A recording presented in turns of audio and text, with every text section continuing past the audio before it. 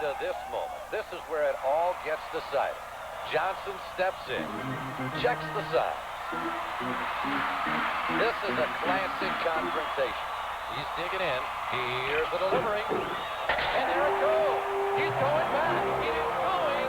It is gone. Pepsi, the choice of a new generation. And for great Pepsi taste without caffeine, try Pepsi Free, the caffeine-free choice of a new generation. This week on Our Magazine. I want this U.S. Consumer Product Safety Commission to start doing its job. Toys that kill. They were going to search that darkroom until they found some pornography. A father falsely accused of child pornography. In our surveys, 2 out of 3 women who had used condoms said they had experienced discomfort because of vaginal dryness. Plus the proper use of condoms. The parents of handicapped children. And exploring the secrets of the Titanic. Our Magazine, Monday morning at 9 on Channel 4. You are watching WCCO Television, Minneapolis, St. Paul. This is the 10 p.m. report. This World Series day in Minnesota had a strange start. They decided to sell Twins World Series tickets by phone instead of making people stand in line. But in the process, thousands of other phone lines got all jammed up. A real mess. Good evening, everyone. We'll talk baseball and phone troubles later. But first tonight, the First Lady's health. There's hope tonight that the First Lady's surgery has cleared her body of cancer. Nancy Reagan left for the hospital last night. This morning, a biopsy detected that she had cancer in the left breast. Doctors immediately removed it in what's called a modified radical mastectomy. When the president visited Mrs. Reagan at the hospital, the prognosis for his wife was good. And later tonight, the president talked with reporters back at the White House. She is feeling just fine. Everything was like that. I expressed my great happiness at the outcome. Doctors say tonight that the First Lady is resting comfortably. They stress that when cancer is detected this early, the chances are good that it can be eliminated. Some women choose reconstructive surgery after a mastectomy. The White House says tonight, however, that Mrs. Reagan has decided against that. 18-month-old Jessica McClure has more stuffed animals, gifts, and attention than she'll ever likely have again. The little Midland, Texas girl is resting tonight in the hospital after her 2.5-day ordeal at the bottom of an abandoned well. David Dow of CBS has the story of a heroic rescue and Jessica's recovery. In a Midland hospital today, a nation's prayers were answered with a mother's relief. I'm just glad that she is safe. I am so happy that we've got her back. The whole world has her back. Back, alive, and talking. She said, Mama, that she wants her bottle. And she said, Pooh, Winnie the Pooh. Jessica McClure, the little girl who talked of Winnie the Pooh during 54 hours in an abandoned well, was pulled to safety last night to the cheers of a watching world. Today, doctors marveled at how well Jessica survived her ordeal. Alert, though dehydrated, with some head scrapes that will require minor plastic surgery. Their main concern was preserving her right foot, contorted and deprived of circulation during her long confinement. As the foot swelled this morning, surgeons cut 3 incisions in it to relieve the pressure. We still will not be able to tell for a number of days and possibly a week whether we're going to be able to salvage this foot. She's doing very well. She's a real fighter. She's a patient that we're going to do everything that we possibly can for. Jessica McClure, the baby girl who was trapped at the bottom of a well in Texas. Jessica McClure was big news in Britain and dozens of other countries, and today there was no let-up in the interest. She has been moved up from serious condition to stable. From callers who jammed the hospital switchboard, from the young and old who flooded the hospital with gifts and cards and balloons, and even a giant-sized Winnie the Pooh from Disneyland. But the biggest gift may have been to Midland itself. After years of bad news in the region's oil-based economy, the good news of pulling together to pull out a little girl. Well, I think it's really pull Midland together, unite the people. It doesn't matter if you're a millionaire or just a regular worker. Everybody gives what they can. There were even some new heroes like Robert O'Donnell, a key man in the final rescue. To me, everyone out there was a hero. I mean, there's not one in particular person. I just happened to be the one to get her out of the well. I want to tell everybody in the world thank you for all of your caring, We love all of you. Late this morning, they finished the job at the abandoned well, closing it in along with the rescue shaft that was drilled to reach the trapped child. As before, much of the work was done by volunteers who capped the well with a plate reading, "To Jessica, October 16th, 1987, from all of us." David Dow, CBS News, Midland, Texas. Jessica's doctors say she was not in any pain and did not need any narcotics during her first night out of the well. They do say Jessica was a bit grumpy. Mike? A 2-day-old heart transplant patient is awake and moving his arms and legs. Baby Paul is being treated at Loma Linda University Medical Center in California. He was born by cesarean on Thursday and underwent a heart transplant almost immediately. His own heart would not have kept him alive for very long. He's the youngest heart transplant patient in history. Doctors are cautiously optimistic about Paul's chances to live. A launch of colorful balloons this afternoon, but for a serious reason. A crowd of people released the balloons at the state capitol as a fundraiser for the National Center for Missing and Exploited Children. Each balloon represented a $1 pledge to the center. And later tonight, parts of Europe now look like this area did during last July's flooding. And one Twin Cities community had to send out its fire trucks today because of Twins ticket mania. We'll explain that.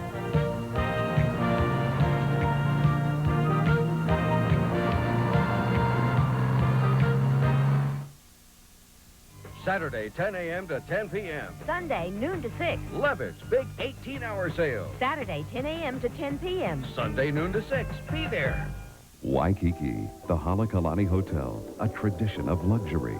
Now recreated in Hawaii's newest resort, the Waikiki Park, developed by the Halekulani Corporation. WCCO Travel and ITA now offer an exclusive vacation that features round-trip airfare to Honolulu, non-stop on a Pan Am 747, and 7 nights at the Waikiki Park. Departures every Tuesday starting January 26th through March 29th. $799. Unbelievable. Call 921-3559. Introducing new chicken bundles from Burger King. They're like nothing you ever loved before. You get 3 mini-sized sandwiches made from real white meat chicken, cooked in pure vegetable oil. And you get a big, juicy taste. But hurry, they're only here for a short time. New chicken bundles, only at Burger King. The best food for fast time. Hey! You ruined my reputation. Me?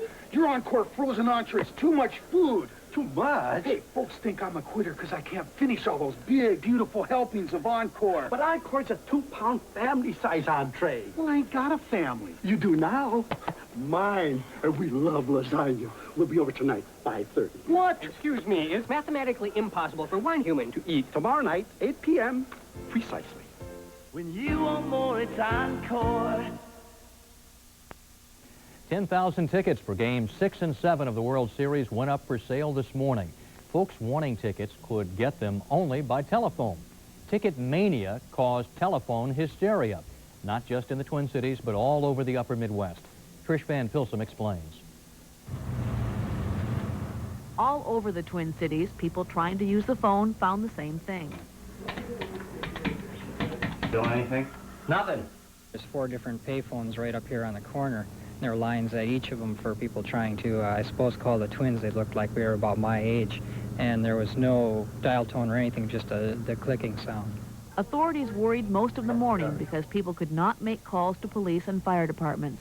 People have been walking into the station because they can't get through to anybody. They think we have a magic phone system that'll work, but it doesn't. It's the same system that everybody else is using, and the lines have been tied up.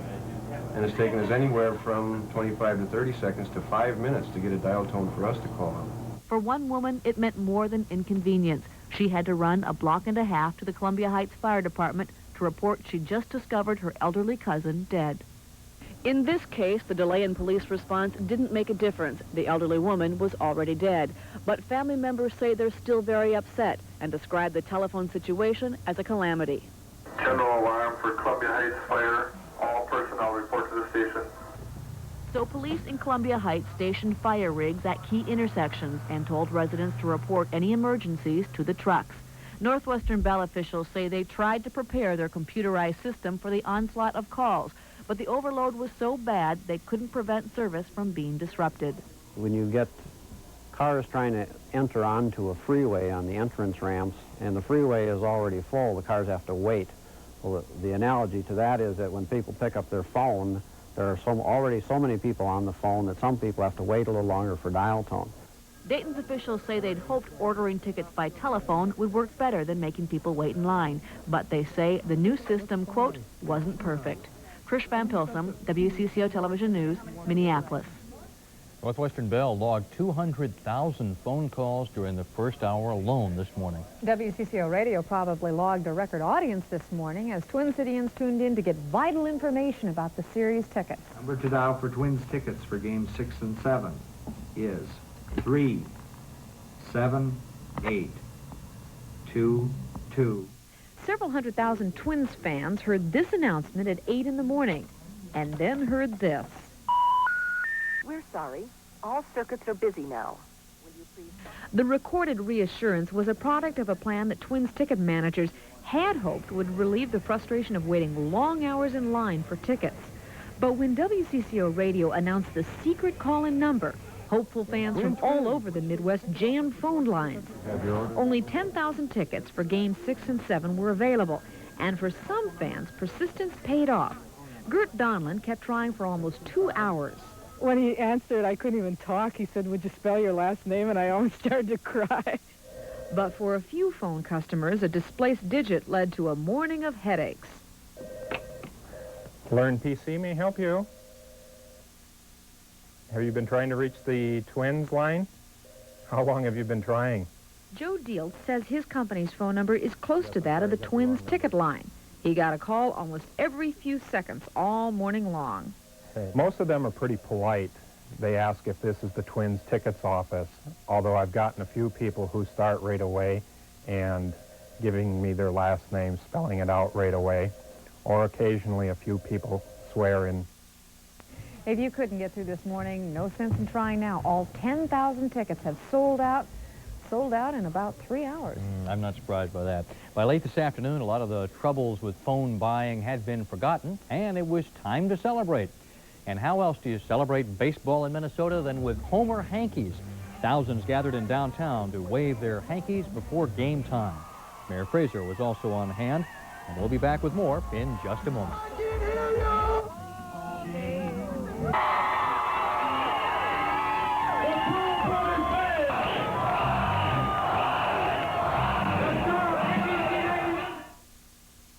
Montgomery Ward unleashes a powerhouse, Electric Avenue, rapidly becoming the most competitive appliance electronics stores in America. Choose from Sony, RCA, Tappan, Amana, Pioneer, Magnavox, GE, and Maytag. Top-line brands at bottom-line prices. Electric Avenue appliances and electronics. We won't be undersold on our advertised national brands. Great prices, great name brands, plus service in 24 hours. Turn up your buying power on Electric Avenue at Montgomery Ward. It's a powerhouse. This week on Our Magazine. I want the U.S. Consumer Product Safety Commission to start doing its job. Toys that kill. They were going to search that darkroom until they found some pornography. A father falsely accused of child pornography. In our surveys, 2 out of 3 women who had used condoms said they had experienced discomfort because of vaginal dryness. Plus the proper use of condoms. The parents of handicapped children and exploring the secrets of the Titanic. Our Magazine, Monday morning at 9 on Channel 4. So you think you've heard everything. How about Bush and Stevenson? Unforgivable. BS in the morning on WDGY. Walt spent his evening in the Weather Center waving his Homer hanky. Hey, Cardinal crying towels, that's what they are. Yes, It's just beautiful, I tell you. I'm so excited. The weather's been beautiful, too, and it's going to be a nice day tomorrow. We're just going to have cooling conditions like we have right now. It's clear at the moment, 45 degrees. 40 is the dew point, humidity 82%, wind southeast today, the barometer 29.93 falling, and the decibel levels 120 inside the dome. As far as tonight, mostly fair and cool, the low about 35, winds swinging into the northwest as a weak front comes through. Then tomorrow, partly cloudy, breezy and cool, Twins 8, Cards 3, 52 for a high, northwest winds up to 25. Tomorrow night it'll be partly cloudy, almost coldish, down around 27, and then on Monday partly sunny and cool, and then we go to St. Louis and beat them again. You want to give the Twins the benefit of the doubt, or the Cards, and keep giving them 3 runs there. Yeah, I sort of feel sorry for him. Well, you know, the game has ended, and we're going to switch over to Ralph John now to find out a little bit more about that game. Ralph? Well, Walt, not too bad as far as prognosticating is concerned there. I know at 6 o'clock, Walt picked the Minnesota Twins to win that game 6-3. The final is in now. It is 10-1. The Minnesota Twins winning Game 1 of the World Series at the Dome. Frank Sweet Music Viola, the winning pitcher, going 8 innings, strong innings for the Minnesota Twins tonight, giving up just 1 run. The 7-run 4th inning did it for the Minnesota Twins. They sent 11 players to the plate and scored 7 runs on 7 hits, and the big blow was a grand slam home run by an unlikely man, Dan Gladden. Steve Lombardozzi also came up with a 2-run homer, and that final again was 10-1 for the Minnesota Twins, winning Game 1 of the World Series at the Metrodome. And Game 2 is coming up tomorrow night, and of course we'll have more on sports, and of course Sports Twins Extra coming up a little bit later on. 10-1 for the Twins. Back to you, Debbie. Well, if you are a baseball fan, a chance to go to the World Series is about as good as it can get. And we're going to go to our commercial break now and come back with more on the game coming up. Songs to sing along with. From the Light FM, FM 103, WLTE. Listen to the Light FM at work all day, at home to take it easy, in the car to unwind, at night and on weekends to relax with the family and friends. Here's how we do it. No boring, sleepy strings. No elevator music. No blast of rock. Just hour after hour of songs to sing along with on the Light FM 103 WLTE. Put down 2 or more pounds of atrazine for quackgrass in any one of these 3 years, and there's an almost 70% chance you'll pay for it in lower alfalfa yields. Even if you cut back rates later, atrazine can still carry over, reduce stands, stunt plants, and cost almost 1/3 your tonnage. Stop carryover with Roundup for quackgrass, and follow up with less than 2 pounds of atrazine later for many other weeds. Roundup. Quackgrass control without carryover. Price cut again. When the Donahue Show began in 1967, we inherited a studio audience from the variety show that we replaced. And I noticed during the commercials they were asking some very good questions. It must have been the 3rd or 4th show I just got up and walked out into the audience, and it happened almost by accident. And we realize now that without the studio audience, there would be no Donahue Show.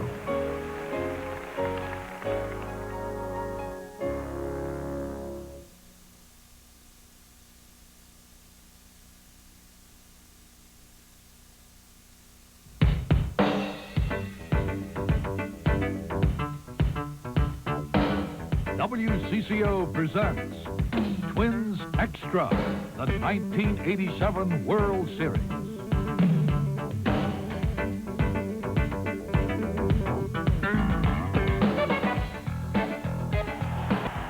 Well, Bob Force didn't look happy. Those Twins are happy. Nice going, Minnesota. 10-1 the final score.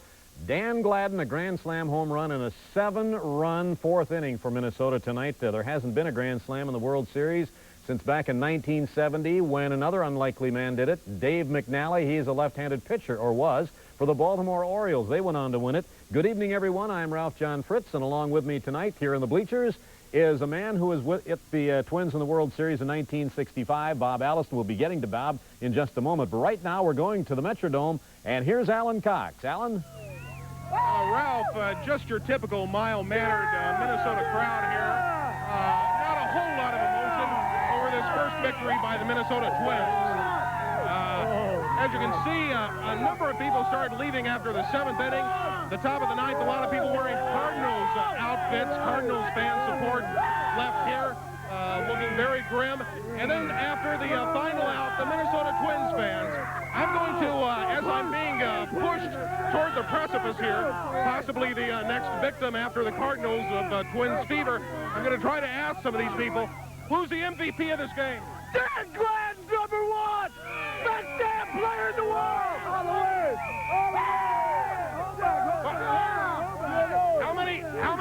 How many games is it going to go? How many games is it going to go?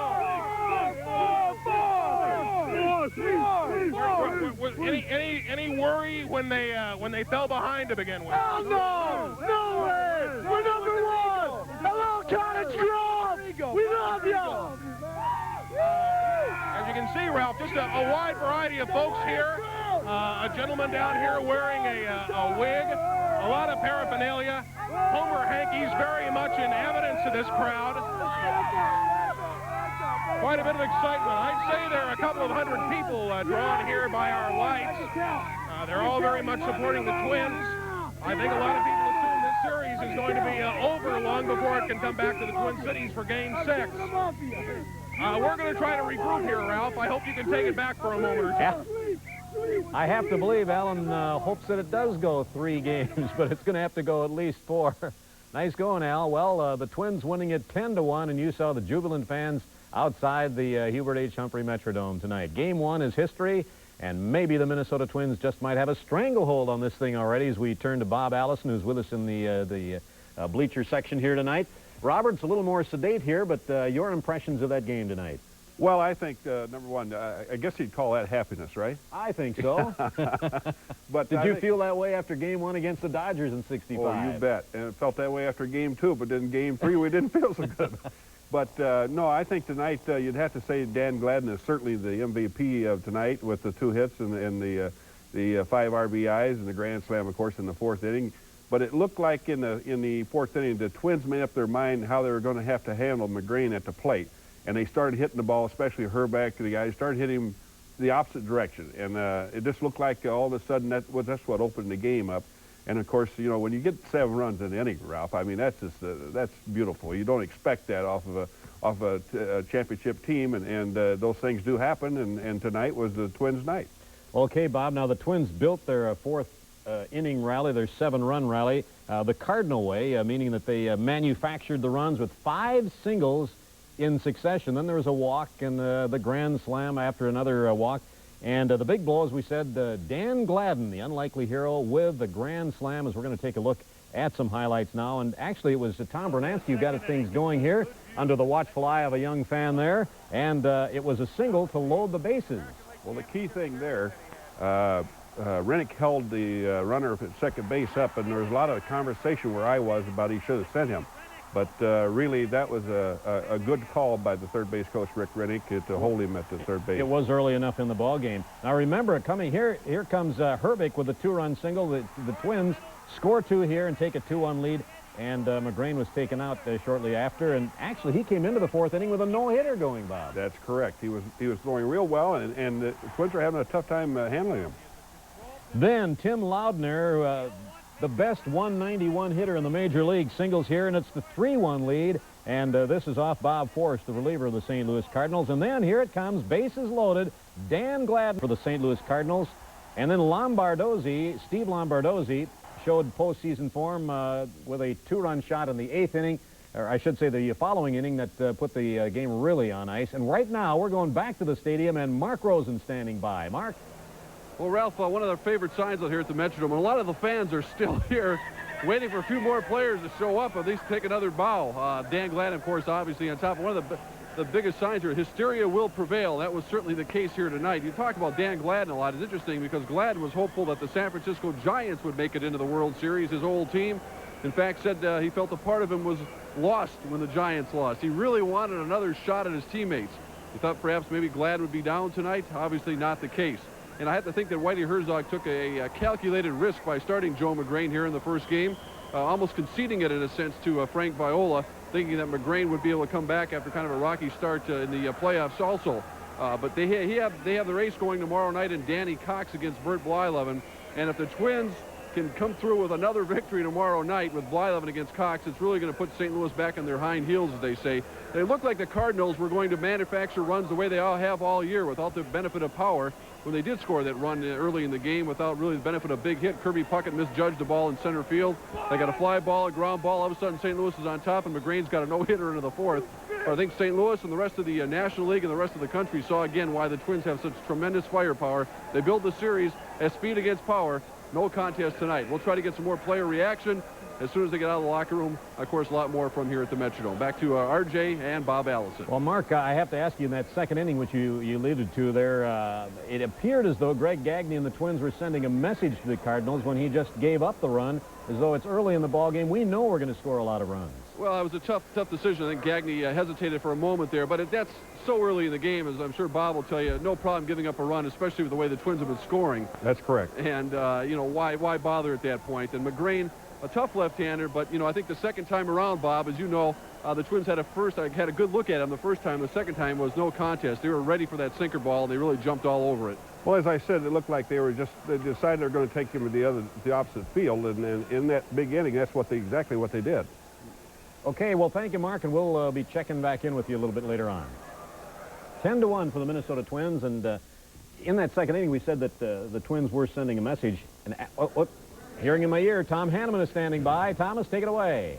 Okay, we're here with Ken Herbeck. A great way to start things off. All right, thanks, Tom. It was fun, especially get a lead. Well, we were down, we got a lead, and kept piling on him with Frankie on the mound, and almost seemed over right away with the way Frankie's been pitching lately.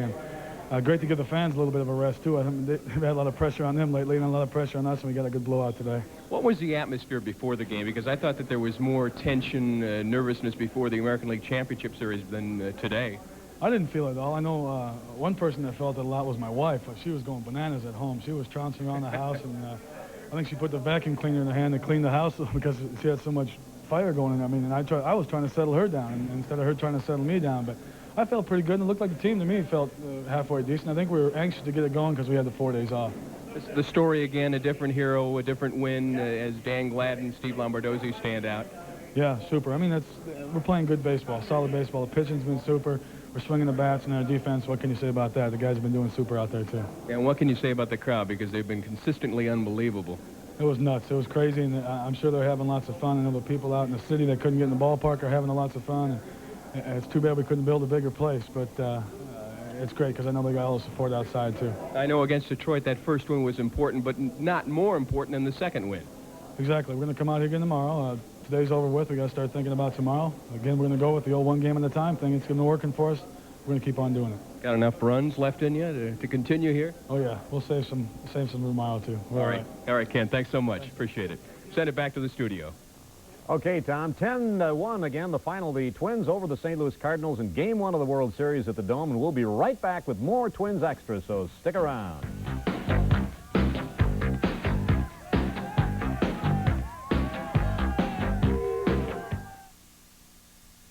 I'm John Rooney. John Gordon. Armin Killebrew. And Herb Carneal. We're bringing you the World Series on AM 830 WCCO Radio.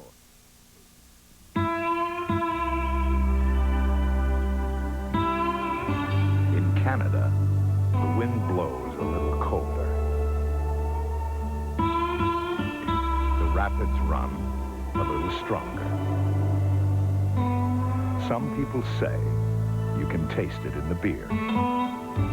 Molson Golden, a little crisper, a little bolder. Molson is Canadian beer.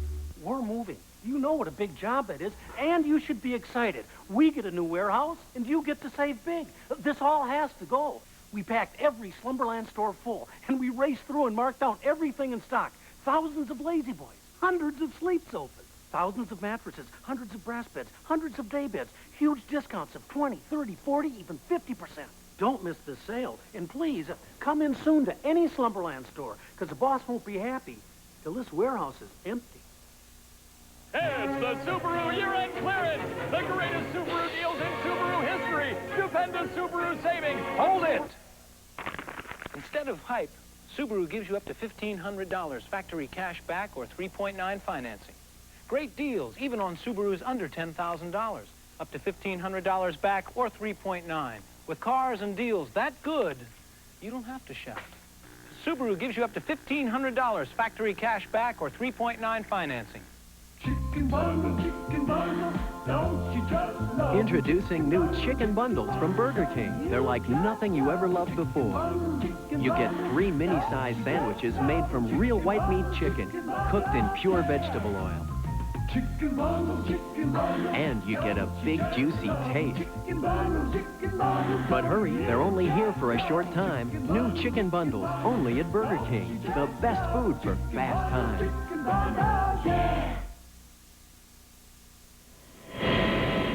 You are looking live downtown Minneapolis. It's part of the crowd of over 55,000. The sellout crowd at the Hubert H. Humphrey Metrodome tonight, filing home a 10-1 Minnesota Twins win in Game 1 of the World Series over the St. Louis Cardinals, and Frank Viola was nothing but scintillating tonight. He had an ERA during the season of 3, much better than that tonight. Oh, no question. He really pitched great in those early innings, and when he had to get it out, when he had to pitch careful, he was able to do that, and he mixed his pitches well. He really used his head out there, and of course, you got to have that to keep your team in a game like that, especially when there's no runs being scored. And he did that, and I know Dan Gladden had a great night, but Frankie Viola had a good one, too. We are chatting with the former outfielder of the Minnesota Twins, Bob Allison, who played in the 1965 World Series, as we take a look at Frank Viola on the mound. And you know what it's like to face some pretty good left-handers, because Sandy Koufax in '65 did you guys in. Yeah, I think he was not too bad. Viola really had command of his pitches tonight. Yes, he did. All these pitches, and he kept the ball where he had to, and he kept it away from the hitters when they could hurt him. Frank Viola, the winningest left-hander in the major leagues. That's how good he is over the past 4 years.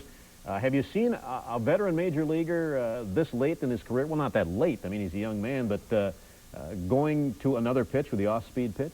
No, he's just doing a fantastic job. And, of course, he picked up that changeup from Johnny Padres, I guess. And then with these other pitches, why, he's just able to keep the hitters off balance. And you can't dig in waiting for the fastball. No way. And he keeps the ball down so well. He did tonight. And, of course, that's what's effective for him. Okay. Be interesting a little later on to see how he hits in the National League Park if he should pitch there in St. Louis. And I'm sure that might be a problem. Alan Cox is standing by outside. He's still alive with us. Alan, take it away. Well, Ralph, as you can see, things have calmed down quite a bit in the minutes since the game ended. These fans barely able to focus on what's happening at this point. There's a little bitterness out here. Some people have signs protesting the way that telephone orders were taken this morning for games 6 and 7 if they occur. Of course, a lot of these fans are predicting it will go to 6 and 7. They say it's going to be finished up by Wednesday. Ralph, Mark Rosen is in, I think, slightly quieter confines at this point, a few hundred yards away from me. Mark? Okay, we're going to throw it out there to Mark Rosen, who's standing by with manager Tom Kelly. TK and Mark. A little quieter inside the dome than outside, as you might imagine. Manager Tom Kelly, it's the kind of start that I can't imagine you'd ever draw better on a piece of paper than this one.